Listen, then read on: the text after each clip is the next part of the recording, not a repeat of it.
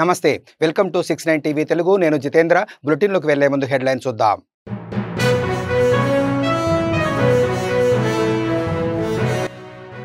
ప్రతి పనిలో కాంగ్రెస్ నేతలు 30% కమిషన్లు తీసుకుంటున్నారన్న ఎమ్మెల్యే కేటీఆర్ సభనే కాదు రాష్ట్రాన్నే తప్పుదోవ పట్టిస్తున్నారన్న డిప్యూటీ సీఎం భట్టి విక్రమార్క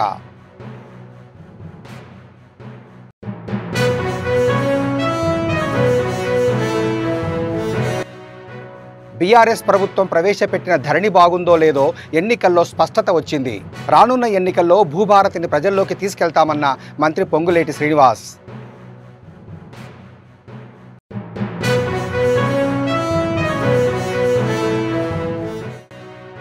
తమిళనాడును మోడల్గా తీసుకున్న ప్రభుత్వం వారి విధానాలను పాటించడం లేదు ఖర్చు కంటే బడ్జెట్ అంచనా 20% అధికంగా నిర్ణయించారన్న ఎమ్మెల్యే హరీష్ బాబు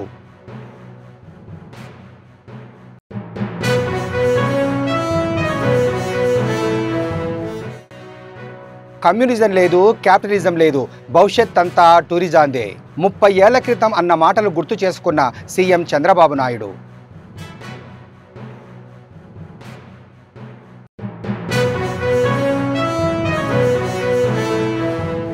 తెలంగాణ శాసనసభలో బీఆర్ఎస్ ఎమ్మెల్యే కేటీఆర్ చేసిన వ్యాఖ్యలతో దుమారం రేగింది పనులు కావాలంటే కాంగ్రెస్ నేతలు 30% కమిషన్లు తీసుకుంటున్నారనే ప్రచారం జరుగుతోందని ఆయన వ్యాఖ్యానించారు దీనిపై డిప్యూటీ సీఎం భట్టి విక్రమార్క సహా అధికార పార్టీ సభ్యులు తీవ్ర అభ్యంతరం వ్యక్తం చేశారు కేటీఆర్ చేసిన వ్యాఖ్యలను నిరూపించాలని భట్టి విక్రమార్క సవాల్ విసిరారు లేదంటే సభలో క్షమాపణ చెప్పాలని డిమాండ్ చేశారు బీఆర్ఎస్ సభ్యులు సభను తప్పుదోవ పట్టిస్తున్నారని ఆగ్రహం వ్యక్తం చేశారు మైకు ఉంది కదా అని వచ్చినట్లు మాట్లాడడం సరికాదన్నారు సభనే కాదు రాష్ట్రాన్ని ఆయన తప్పుదోవ పట్టిస్తున్నారని భట్టి విక్రమార్క మండిపడ్డారు The government will have its way.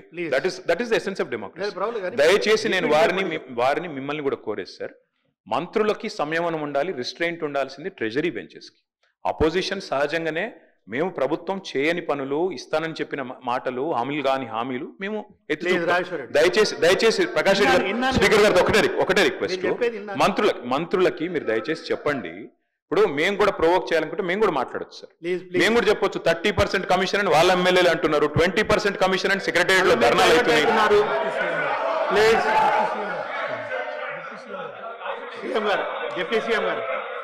Sir మీరు కూర్చోండి డిప్యూటీ సీఎం గారు మాట్లాడుకోండి sir essence of the democracy చాలా సంతోషం కేటీఆర్ గారు లేచి చాలా గౌరవంగా మాట్లాడతాడని నేను ఊహించాను ఓ సభ్యతగా మాట్లాడతాడని కూడా ఆశించాను లేచి ఏం మాట్లాడుతున్నారు అధ్యక్ష ఎసెన్స్ ఆఫ్ ద డెమోక్రసీలో డిస్కషన్ ఉండాలా డిబేట్ ఉండాలన్నారు సంతోషం డిస్కషన్ డిబేటు వాస్తవంగా ఉండాలా లేచి మాట్లాడిన ప్రతి మాట అబద్ధంగానే మాట్లాడాలా what are we doing you are not misguiding the house not only the house the entire state you are misguiding వారు ఏమన్నారండి అభయహస్తం పేరు మీద అడ్డగోలుగా అడ్వర్టైజ్మెంట్స్ ఇచ్చామని చెప్తా ఉన్నాం సివిల్ సర్వీస్ స్టూడెంట్స్ కోసం మన రాష్ట్రం నుంచి పోతున్నటువంటి విద్యార్థులకి పేద మధ్యతరగతి బడుగు బలహీన వర్గాలకు సంబంధించిన విద్యార్థులకి ఇంక్లూడింగ్ ఈడబ్ల్యూఎస్ స్టూడెంట్స్ కూడా ఎవరైనా ఈ రాష్ట్రం నుంచి భారతదేశంలో నడుపుతున్నటువంటి యూపీఎస్సీ ఎగ్జామ్ కోసం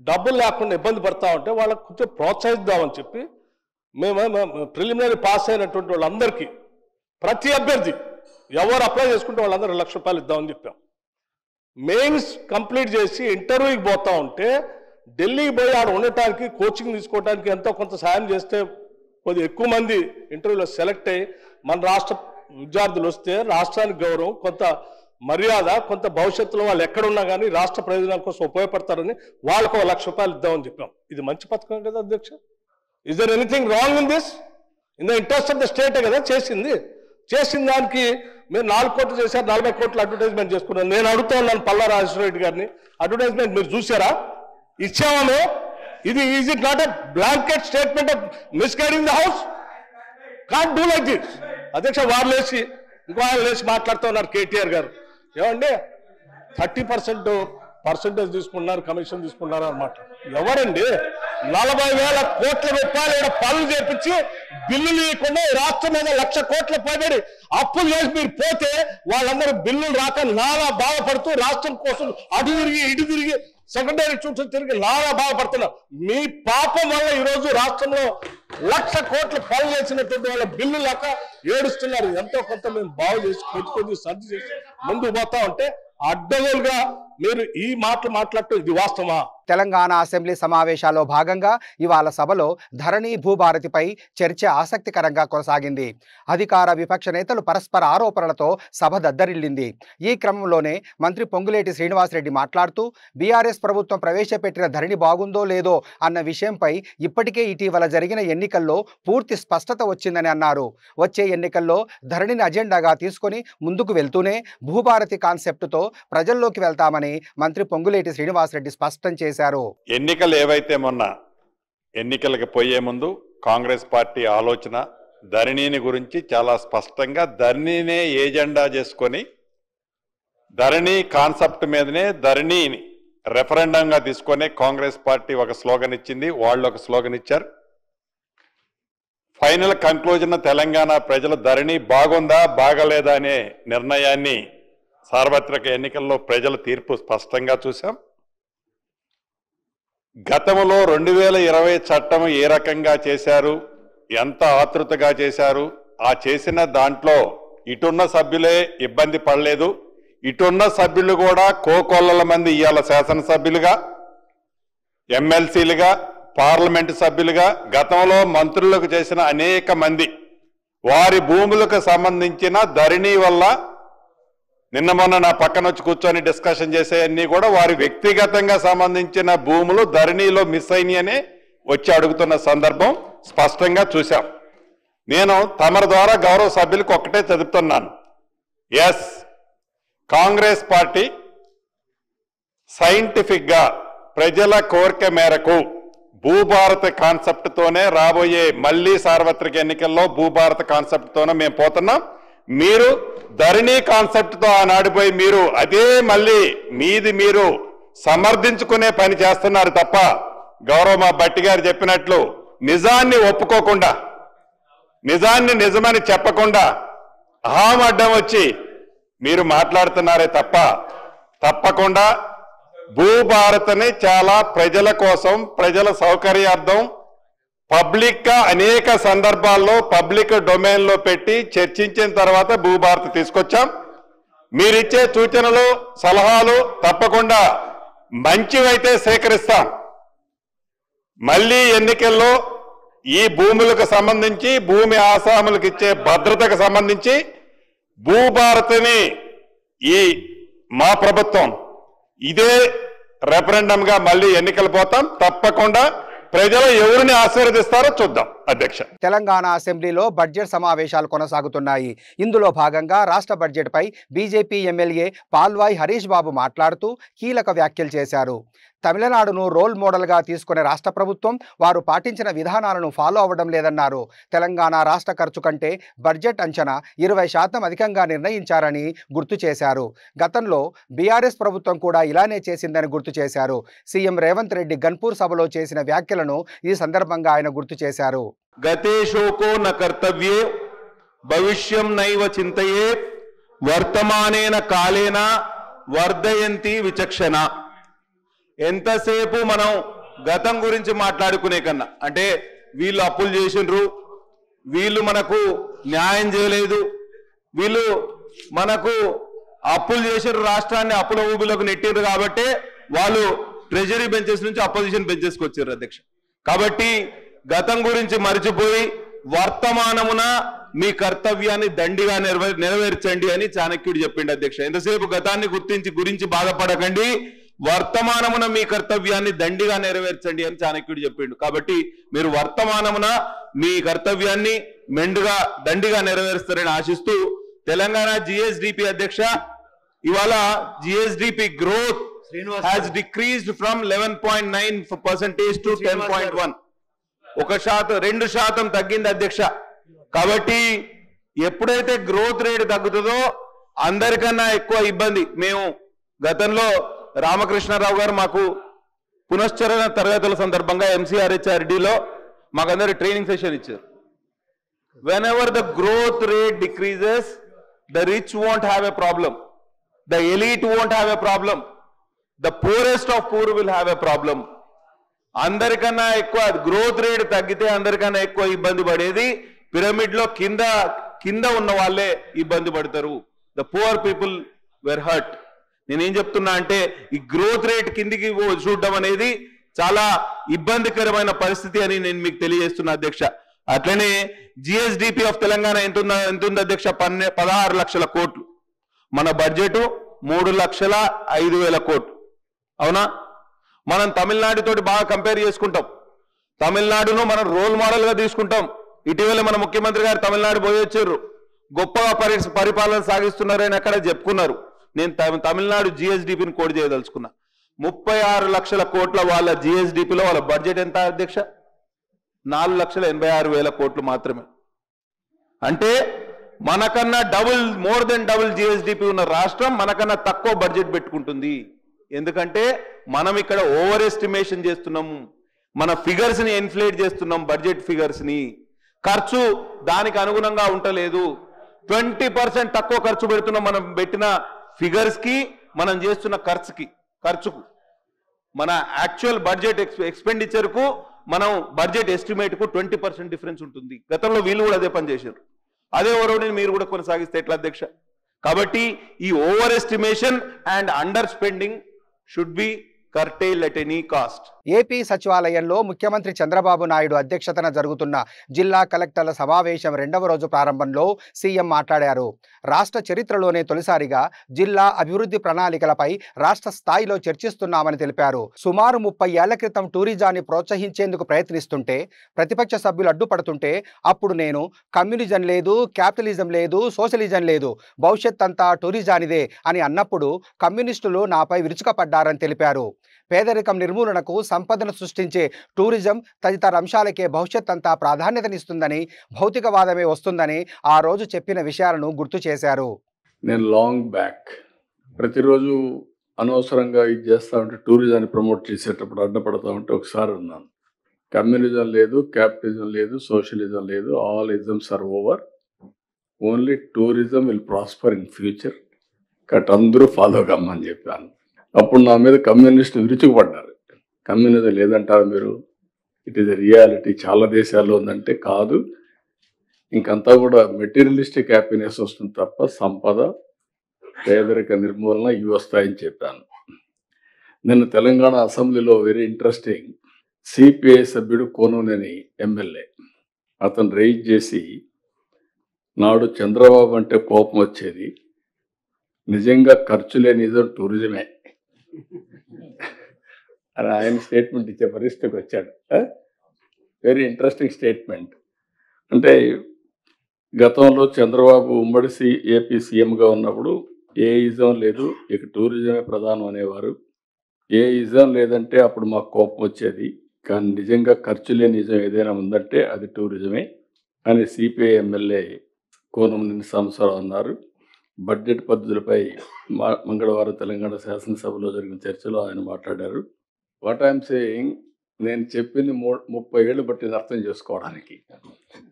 మీకు కూడా 30 ఏళ్ళు పడితే చాలా సమస్య వస్తుంది. కాబట్టి ఇప్పుడు అర్థం చేసుకోండి మీరు అంతే.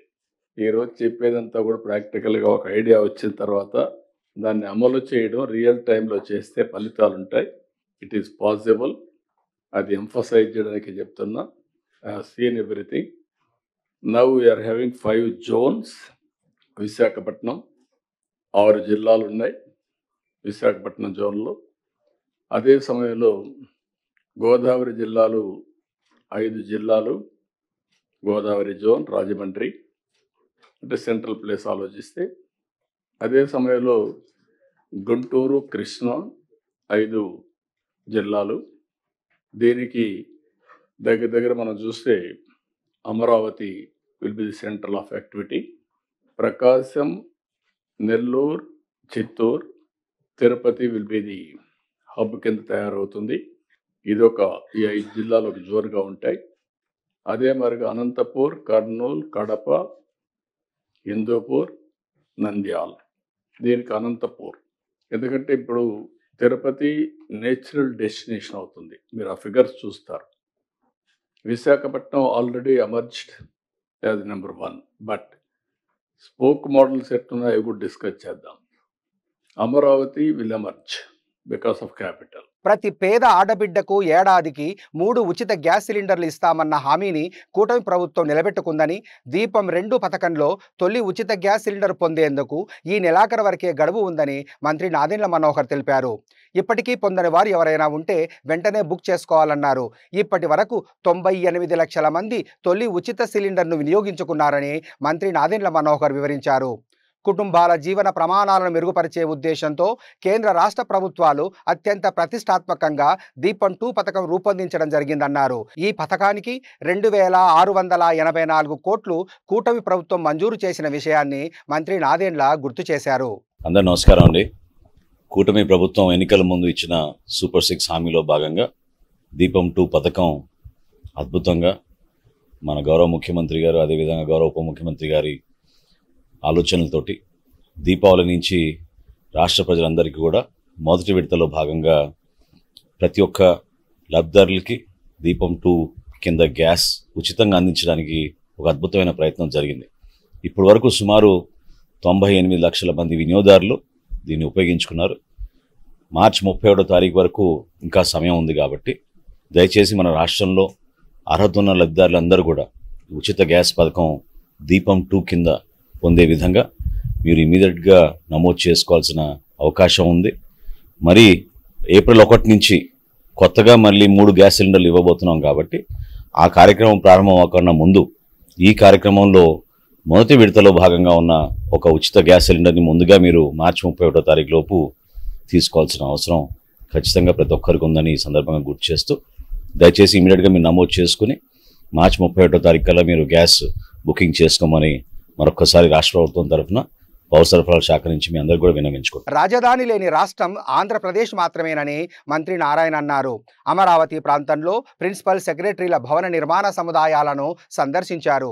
సీఎం ఆదేశాల మేరకు కంప చెట్లను తొలగించామన్నారు. 90% పనుల టెండర్ల కంప్లీట్ అయ్యాయని, మొదటి క్లీనింగ్తో పనులు మొదలయ్యాయని చెప్పారు.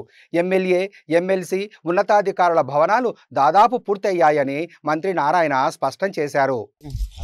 అందరికీ నమస్కారాలండి. అమరావతి రాజధాని విషయం మీకు అందరికీ తెలిసింది. గత ప్రభుత్వం 3 ముక్కలు ఆటాడి దాన్ని కంప్లీట్ గా రిజర్వ్ చేసింది. ఏ రాష్ట్రానికైనా ఒక రాజధాని ఉండాలి, కానీ ఈ భారతదేశంలో రాజధాని లేని రాష్ట్రం ఏదంటే మన రాష్ట్రమే. 2014-19లో ఆ రోజు ముఖ్యమంత్రిగా ఉన్న నారా చంద్రబాబు నాయుడు గారు దీని ఒక ప్రపంచంలో ఉన్న టాప్ 5 రాజధానిలో దీని ఒక చేయాలని యాక్చువల్ గా డిజైన్ చేయించడం, దాని యొక్క ల్యాండ్ పూలింగ్ ద్వారా ల్యాండ్ తీసుకున్న రైతుల దగ్గర దాని టెండర్లు దాదాపు 43,000 కోట్లకు టెండర్లు ఇచ్చాం. వాటి స్టార్ట్ అయినాయి. కొన్ని రోడ్లు అయితే 2 లేయర్లు 3 లేయర్లు అయిపోయినాయి. అధికారులకు కావాల్సిన బంగాళాలు కొన్ని అయితే ఆల్మోస్ట్ 90% అయిపోయింది. ఎమ్మెల్యేలు ఖాళీ.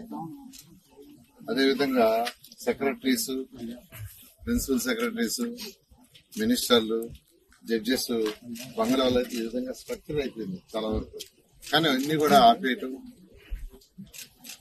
ఈ ప్రభుత్వం వచ్చే లోపల అవన్నీ కూడా ముళ్ళ కంపలు ఉండిపోయినాయి.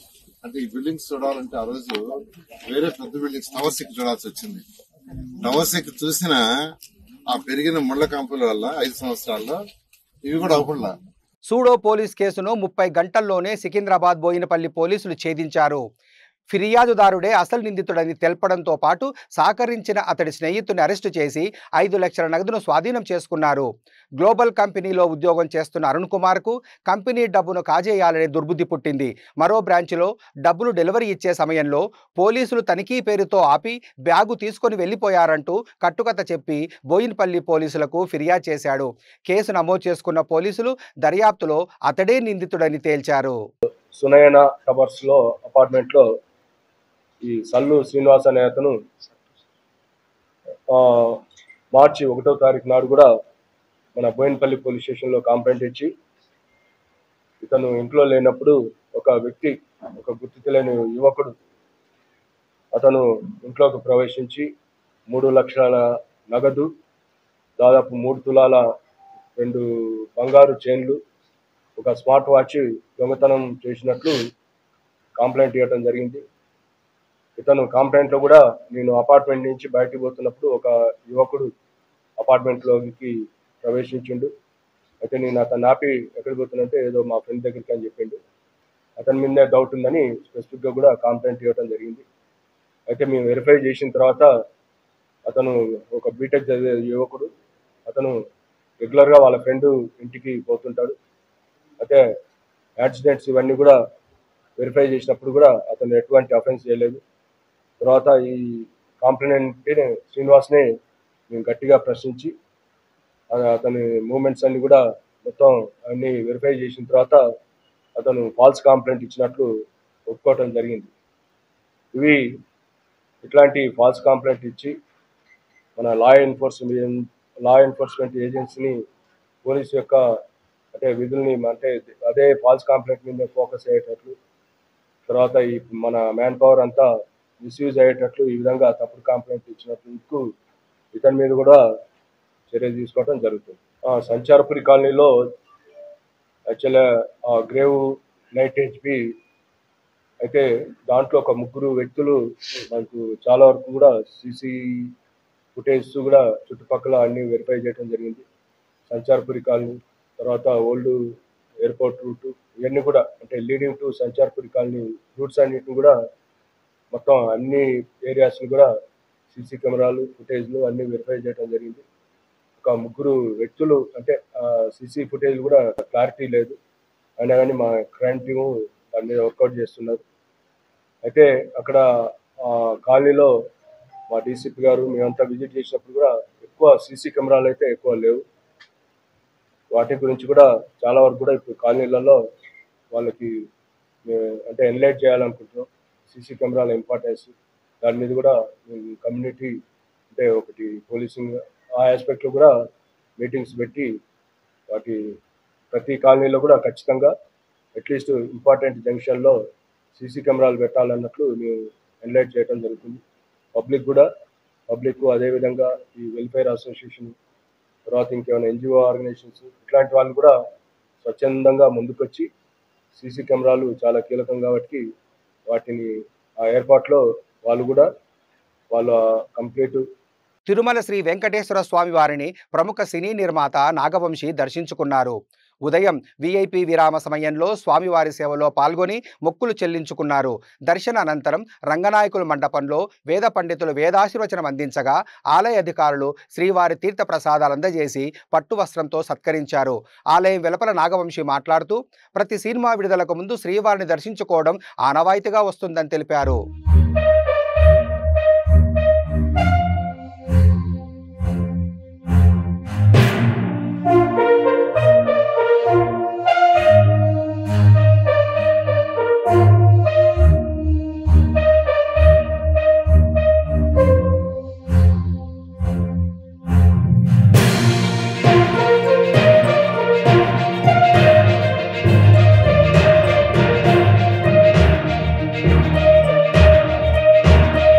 బులెటిన్ ముగించే ముందు హెడ్లైన్స్ మరోసారి.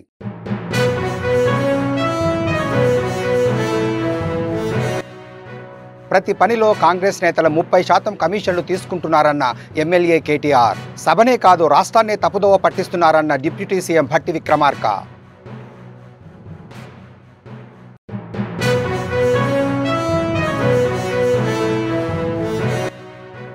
బీఆర్ఎస్ ప్రభుత్వం ప్రవేశపెట్టిన ధరణి బాగుందో లేదో ఎన్నికల్లో స్పష్టత వచ్చింది. రానున్న ఎన్నికల్లో భూభారతిని ప్రజల్లోకి తీసుకెళ్తామన్న మంత్రి పొంగులేటి శ్రీనివాస్.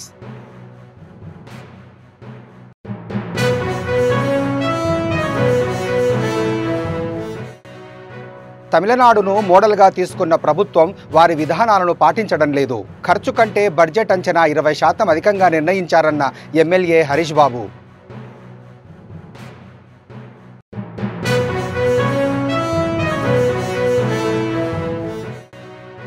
కమ్యూనిజం లేదు, క్యాపిటలిజం లేదు, భవిష్యత్ అంతా టూరిజాందే.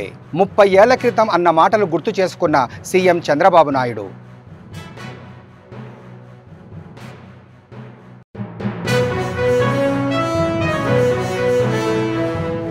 మరిన్ని అప్డేట్స్ కోసం చూస్తూనే ఉండండి 69 టీవీ తెలుగు.